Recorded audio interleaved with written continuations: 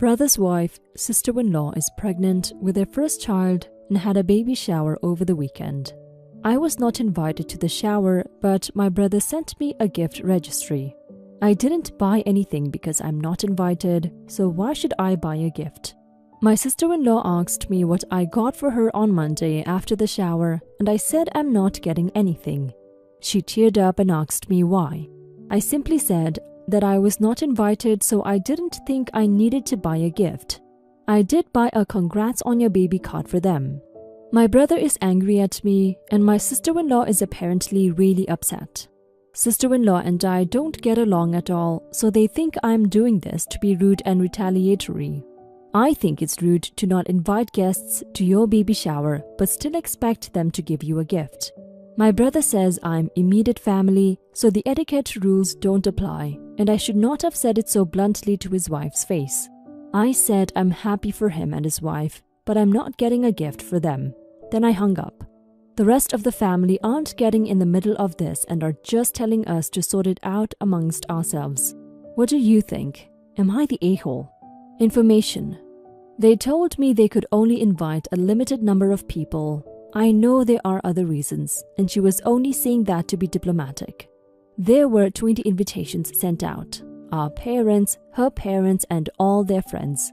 I guess siblings are not that important. My sister-in-law and I don't get along because our personalities clash. She's a very extroverted and open person, whereas I'm more of a private and introverted person. When my brother introduced us, she wanted to go from 0 to 100 immediately. We work in the same building, so she wanted to meet and take the train together, and walk together every morning, meet and have lunch every day, and go home together every day. It was overbearing. She also dominates the conversation, and I end up just nodding my head for the whole time. I prefer to have some time alone to decompress during lunch and my commute home. I asked her if we could meet on Monday and Friday only, and she took it as me disliking her as a person. It became a big drama where she threatened to dump my brother.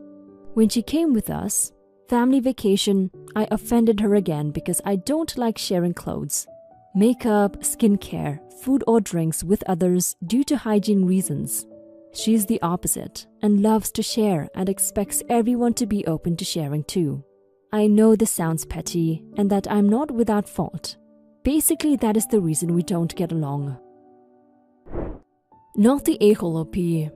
If immediate family means the etiquette rules don't apply to you, then you don't have to follow them and buy a present. I would never buy a present for something I'm not invited to. Would you be giving them a present when she gives birth?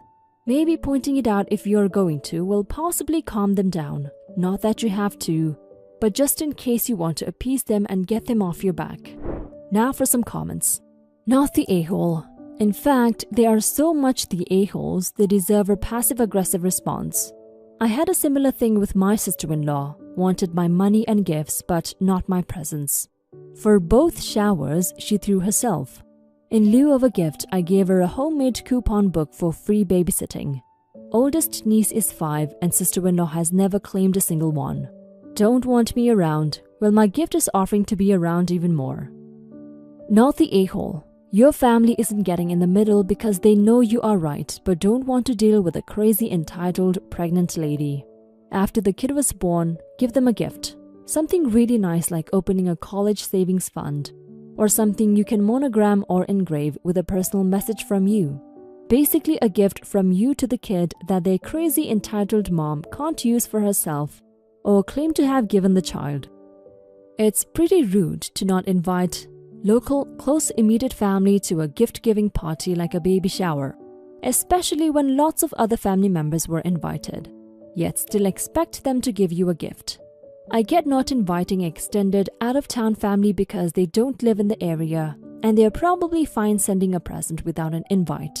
But with local family at a family celebration, there's really no reason not to invite them unless you simply don't want to spend time with them.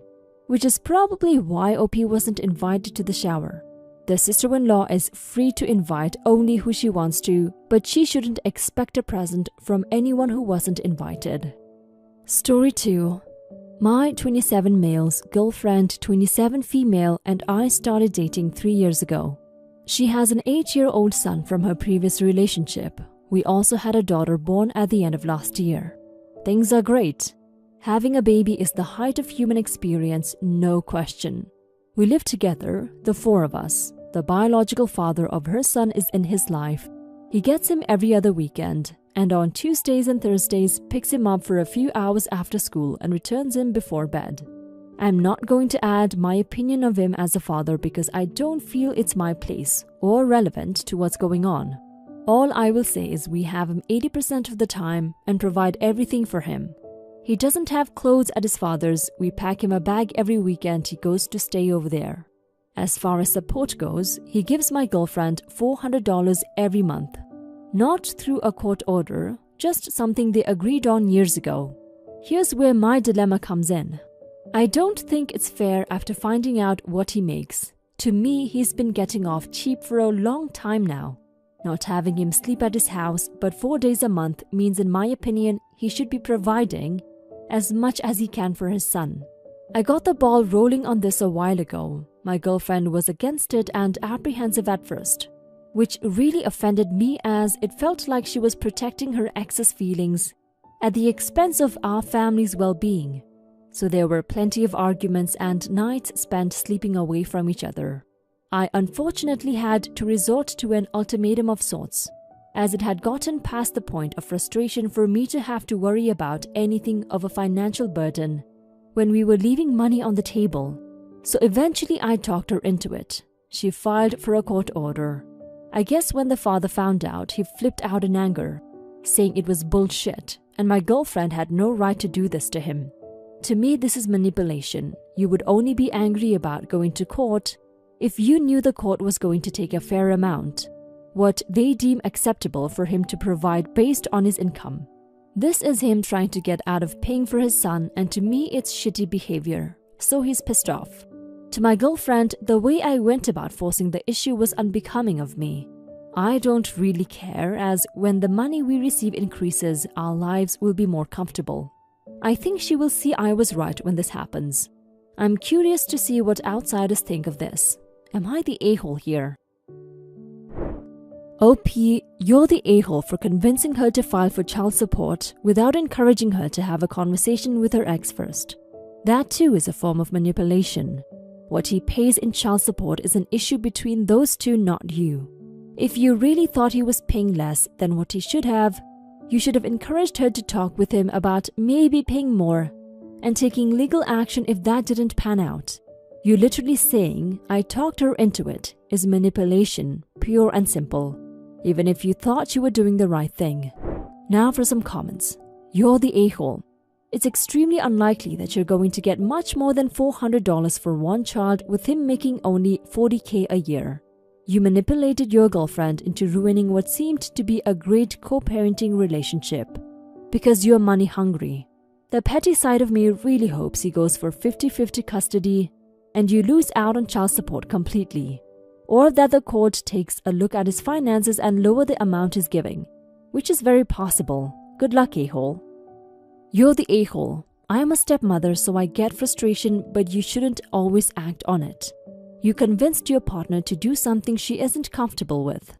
$400 a month on a $40K wage is 80% custody, where the child is school-aged is reasonable. I would be surprised if you got much more money. Your partner is at home with your baby. The paying parent is not responsible to subsidize that. If it were just their child in the picture, then your partner could work. Every state is different, but don't be surprised if they look at your finances because of that. Some people also pursue more custody to decrease the amount of child support they pay, so he may ask for more custody. You're the a-hole. I understand wanting more child support. Nothing wrong with that. The father obviously took part in making that child, so he needs to do his fair share of supporting. As a child of divorced parents, my father got off easy even with court-ordered child support. My mom easily paid most of the expenses since she had full custody of us. However, you handled it horribly. You shouldn't have pushed your girlfriend so hard and given her an ultimatum. You really let these arguments drive you to the point of spending nights away from each other. I'm worried about your family's future. You obviously need to learn to communicate like a mature adult. You should have had your girlfriend talk to her son's father first. Story 3. My husband and I got together around the same time she, Amy, was moving out of home. We've been married about 4 years now, and it's just my husband and I at home, alongside my own son, 26, who is also required to pay rent if he wants to stay here. Amy is now 23 and has been having some struggles juggling internship, a part-time job and rent. My husband invited her to come and stay with us so she could manage her finances better, and because he felt her ability to perform well at her internship was impacted by having to work on the side, he did this without consulting me first, and Amy arrived with the impression she would have a free ride waiting for her and not have to work at all. I was extremely unimpressed, to say the least, and after I pointed out to my husband how unfair it was, my own son had to pay rent while Amy did not, he came around and told Amy that I required she pay rent while staying under our roof, but he would set the price and that it would be a lot less than she was paying while sharing an apartment with others. A compromise we came to. On top of this, all food costs would be covered and obviously internet and power, so it was a much better deal for her all around. When Amy found out about this, she blew it. She shouted at me and told me it was not my house to make demands in, and said that it was unfair because it was me who decided to make my son pay rent, not her father. She also yelled at her dad for misleading her and said a host of nasty things before leaving, and is now staying at a friend of hers' apartment. I personally think she is being extremely childish and spoiled, but now his extended family has gotten involved, and after a call from his brother, my husband is upset and wants to take back what he asked of her. I think it's completely unfair for one child to get to freeload while another has to pay. Am I the a-hole? Edit. I've had a few people mention telling my husband to instead stop charging my son rent. The decision to make him pay his way was mine alone, and a point Amy is now trying to use against me. That I can make rules for my own son and her father can make rules for her. I think it's important for people to pay their own way. The fact remains that my son pays it. Therefore, so should she, regardless of what her father is fine with in regards to the both of them. I agree it's a red flag. I was shocked to find out he made such a serious decision without consulting me first. Edit 2. Her mother and father bought the house before she was born. Now for some comments. Everyone sucks here. Her reaction was immature, but you were kind of a jerk about the rent thing. Yes, I understand, fair is fair, but your stepdaughter wasn't just looking for a free ride. She's taken on what sounds like an unpaid internship to advance her career, and her father was trying to help her through this time by giving her a place to live. It's neither of their fault that you unilaterally decided that your son would pay rent. You also didn't mention his situation or why he's living there. Sorry, but you're the a-hole here. Maybe your husband is not parenting how you would like, but it's his daughter and his house. If he wants to prioritize her well-being and focusing on internship, who the F are you to say it's not the best for her? What level of entitlement does it take to do that? You talk about respect when you say he should have contacted you, but where is your respect for him as a father? And no, Amy is not the a-hole. To her, you are an intruder that got in her house and is imposing a viewpoint she's not grown with. And truth be told, she isn't too far off. You're the a-hole and so is your husband. He should have talked to you before making this arrangement, so he is the a-hole for that. However, you can't force your parenting on his child. You have already admitted you don't see her as your own, especially when it comes to the house that she has lived in long before you came along. If you feel that is unfair for your son, tough break. You made the rules for him. Letting your child stay with you rent-free so that they can advance their careers when you can well afford to is not a handout. It's being a parent that cares about the child's future.